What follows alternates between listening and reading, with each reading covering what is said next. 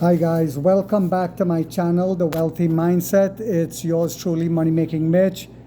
And as usual guys, this is not financial advice. Please do your own due diligence and research.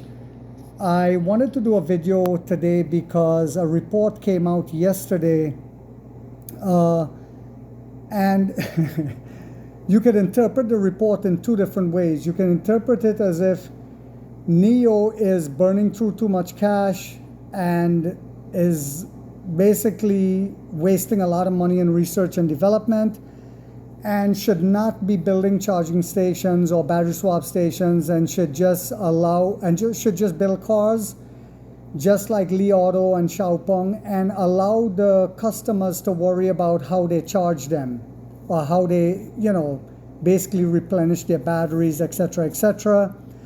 Don't worry about continuous innovation and coming out with the best car. For example, remember they got an award in Germany last year, the Golden Steering Wheel Award, which is the highest award in the world for innovation for cars.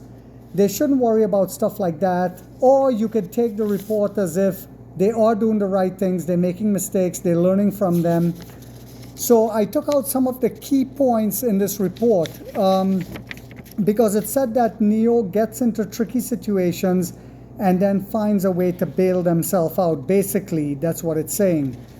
One of the things that Nio did wrong in the past, and I even talked about that in my past videos, is that they would come out with a car like the ET5, but it would not be available for at least 6 months. And that was a big problem because people weren't willing to wait 6 months, so they were going and buying, cheaper cars like the Xpeng or Li Auto with inferior technology, but they were getting it available, right?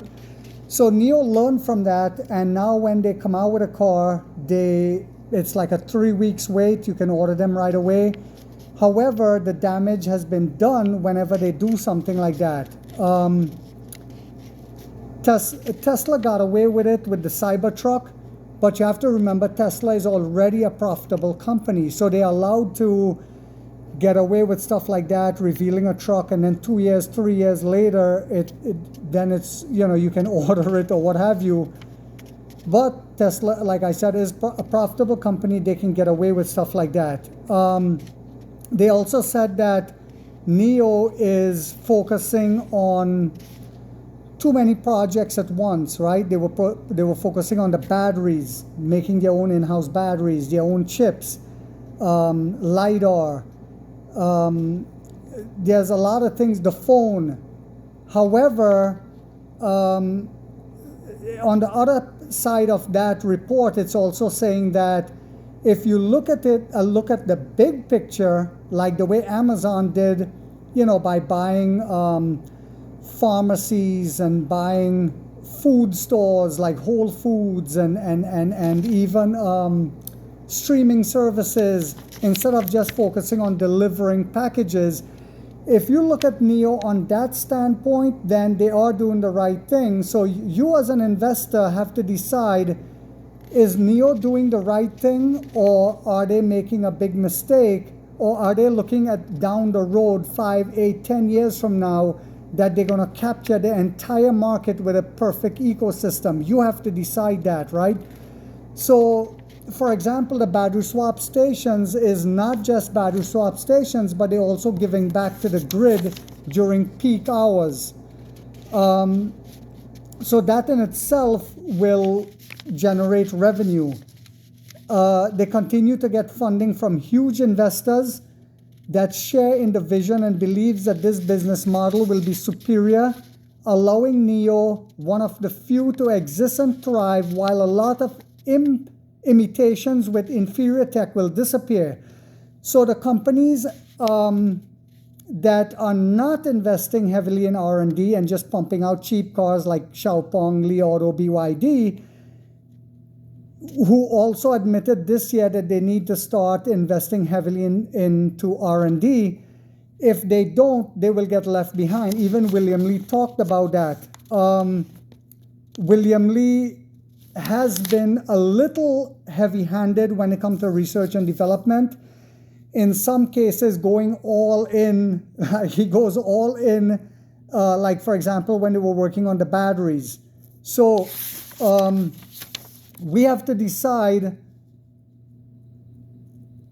that whether we believe in this company and if they're doing the right thing when it comes to research and development, or and that we will be one of the leaders when the dust settles, and when some of these cheap companies who are just focusing on building cars and no charging stations, will they get left behind? Will people decide, well, wait a minute, if Xiaopeng doesn't have any charging stations, Li Auto, etc., or not enough, I should say, and they can't find places to charge, but Nio has dominated the industry, then probably it will be too late for companies like Xiaopeng and Li Auto and BYD.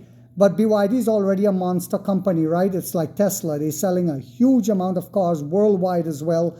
They're already in Mexico and what have you. But the other ones like Xiaopeng and Li Auto and stuff, will they survive when the dust settles? That is a question you as an investor have to ask yourself. And should you continue to hold Nio? Me personally, what I took away from this report is that I need to keep investing in Nio and buying the dip, because they are going to be, in my belief, one of the companies that will be around and will survive. So I hope you guys found this video informational. If you did, guys, don't forget to give it a thumbs up. It'll help encourage me to keep doing videos for you guys. If you haven't yet subscribed, you might want to think about doing so, because in this channel, we get rich or die trying.